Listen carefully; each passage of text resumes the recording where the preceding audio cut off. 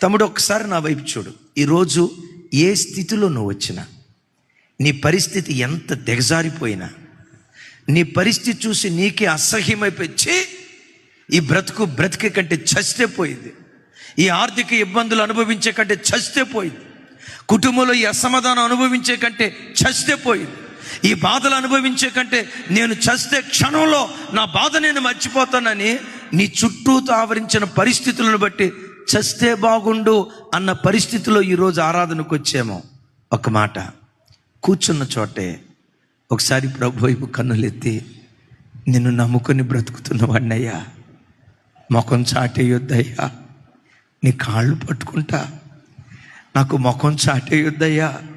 నువ్వు ముఖం చాటేస్తే నేను బ్రతకలేనయ్యా, ఒక్కసారి నా కన్నీళ్లు చూడయ్యా, ఒక్కసారి నా దుఃఖం చూడయ్యా అని ఆయన వైపు నువ్వు కన్నులెత్తగలిగితే